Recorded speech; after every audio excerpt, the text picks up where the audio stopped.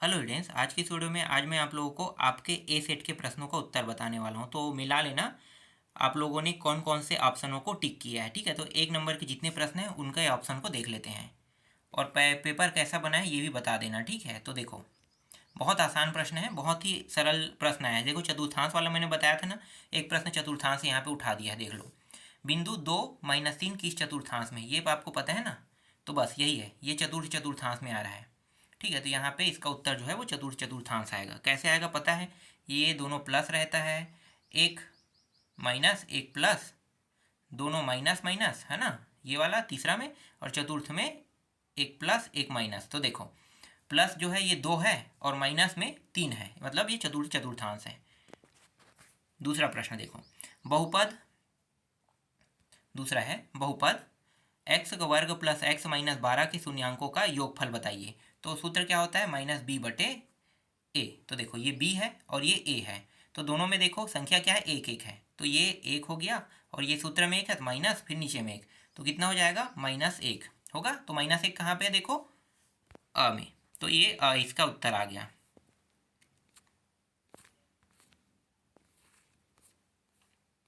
इसके बाद देखो तीसरा प्रश्न,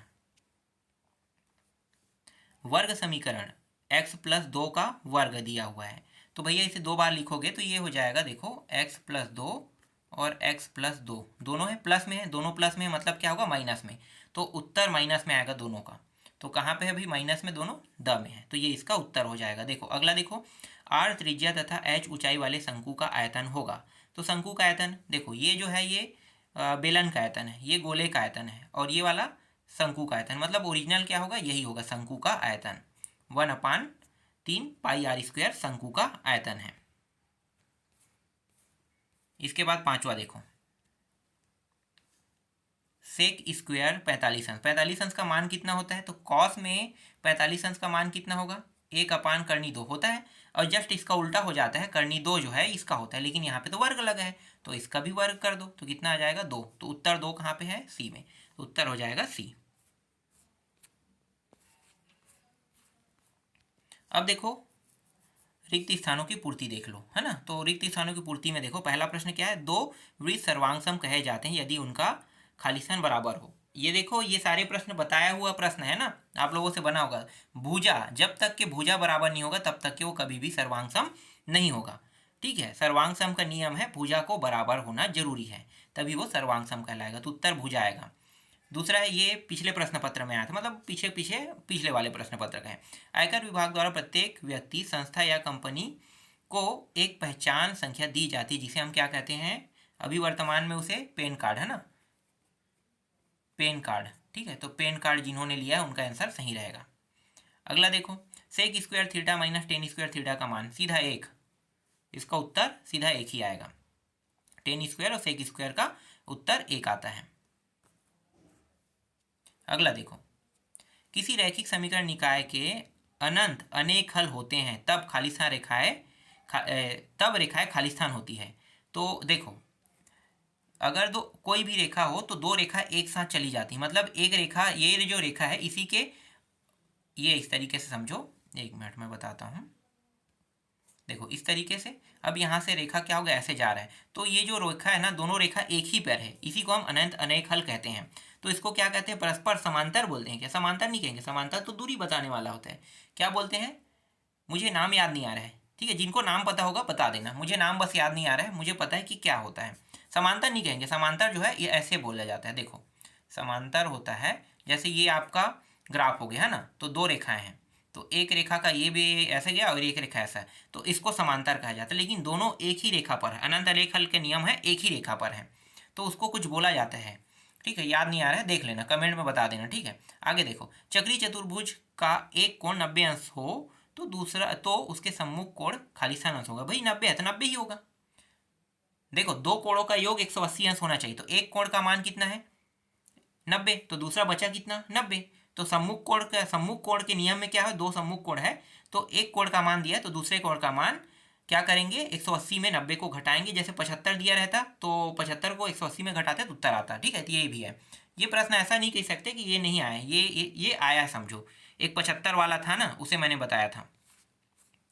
अब यहाँ पे देखो कार्तीय अक्ष के प्रतिच्छेद बिंदु को मूल बिंदु कहते हैं, एकदम सही है।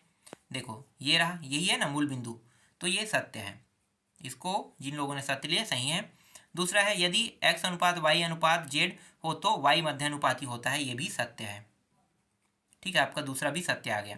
तीसरा देखो, यदि n बिलोंग करता है बड़े n से, तब 2n+1 सदैव सम संख्या होती है। इसे बताया था ना, ये क्या है, असत्य होगा।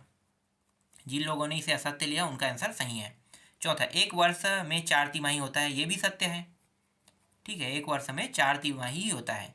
दो समरूप त्रिभुज सदैव सर्वांश होते हैं, ये असत्य है। ये तो मैंने आप लोगों को चिल्ला चिल्ला के बताया था ना कि कभी भी दो समरूप त्रिभुज या दो समरूप कोण जो है ना अगर है तो कोई भी मान सर्वांगसम नहीं होगा, लेकिन सर्वांगसम जो है वो समरूप होगा ही होगा, ये नियम है।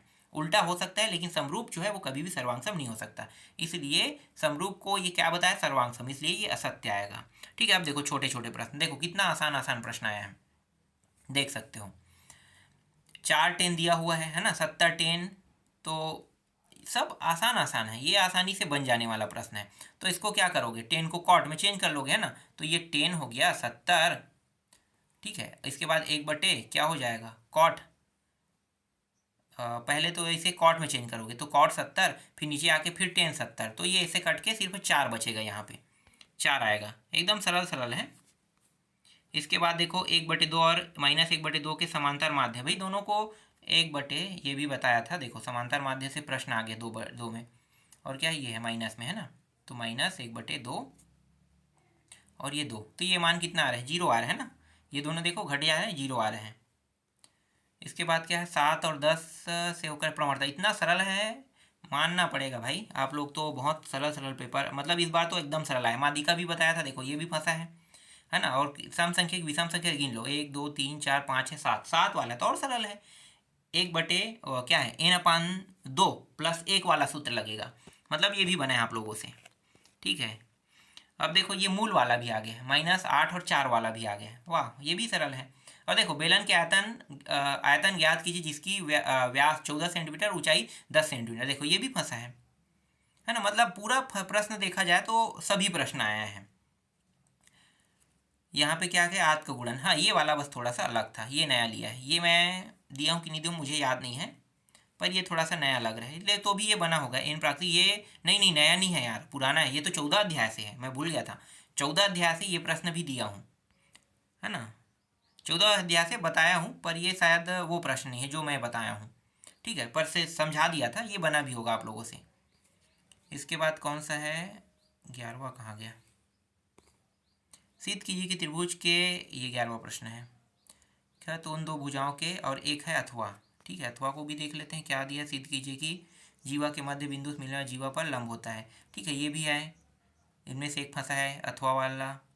और ये देखो मैंने बताया था ना ये वाला प्रश्न, बहुलक।